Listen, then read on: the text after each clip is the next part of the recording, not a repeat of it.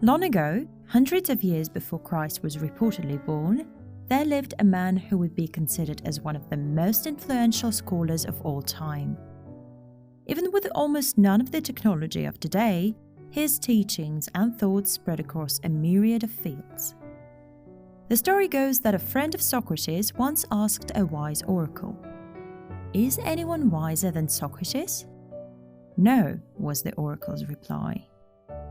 But when Socrates heard of this response through his friend, he felt troubled by this response. He did not believe the oracle. After all, he did not consider himself to know anything at all. So, to prove the oracle wrong, he started investigating.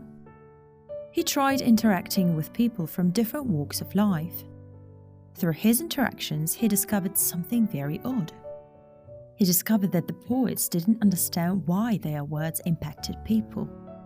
He saw that craftsmen did not know anything other than what they made with their hands. In fact, he found that many people claimed to know a lot, but in actuality, they knew a lot less. Socrates learned that these individuals knew far less than they claimed to know. And that was the point where he was struck by what the oracle had said. He certainly was wiser than all of the people he had met. Why? "I know that I know nothing," he said. The context of this quote is almost as important as the quote itself. While it is told through the account provided by one of his students, Plato, it still teaches a great lesson. This lesson has not only influenced many philosophers of his time, but has influenced modern psychotherapy as well. Let's take the concepts put forward by Marsha Linehan, a pioneer in the world of psychotherapy, for example. Human beings can be conceptualized as having two minds. They are 1. The rational mind, and 2. The emotional mind. To make it more simple, the rational mind focuses on logic and calculated decisions. On the other hand, the emotional mind focuses on intuition, or what feels right. Both these minds have an important role to play. We cannot abandon our feelings to make a very calculated decision, nor can we decide on just intuition. So Linehan argues, drawing upon much older philosophies, that we need both. She says that there is an important ground where both these minds meet. That ground is called the wise mind. In the story of Socrates, as told by Plato, a very similar concept is entertained. The rational mind knows that it is right, but so does the emotional mind. The truth, however, is that neither knows the complete truth. Many times the rational mind might be wrong. For example, when dealing with a family member, focusing on just the rational aspect might anger them. They will feel as if their feelings are being ignored. This will cause further turbulence, and as a result, the conversation could result in no success.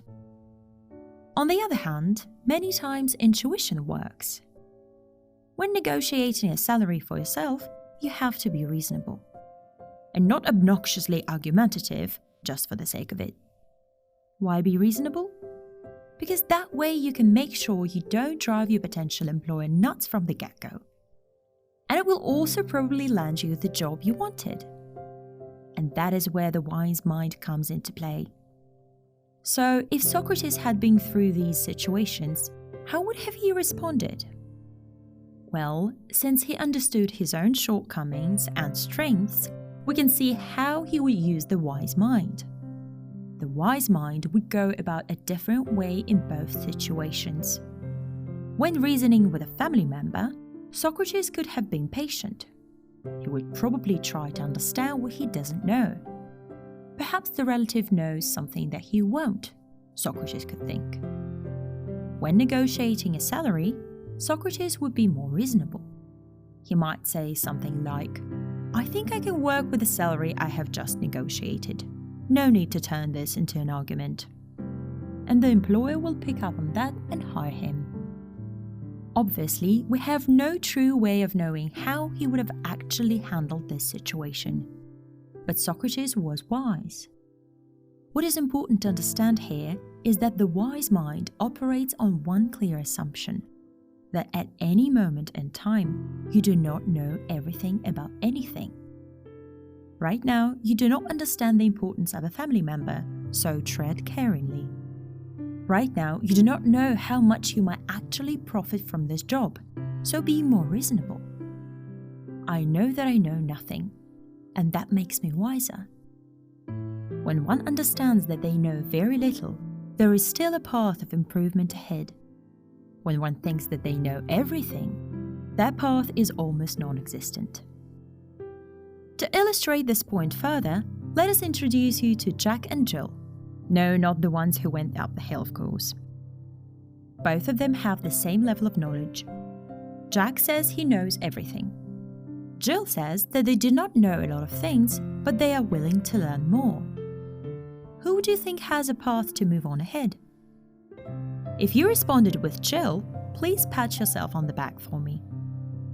However, there is another important thing to note.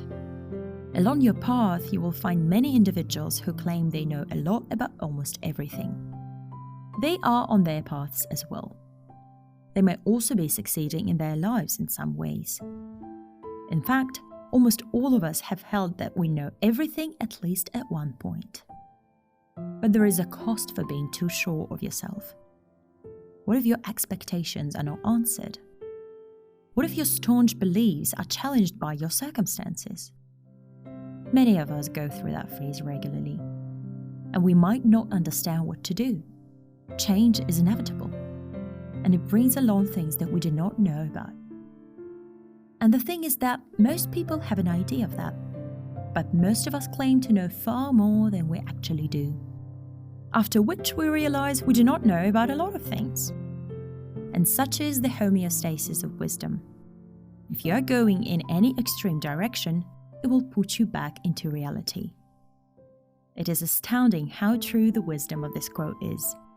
We know nothing, as every moment is changing, as every change brings about something new. And so we should strive to know more, because truly, in the context of each new situation we are faced, we might actually know nothing.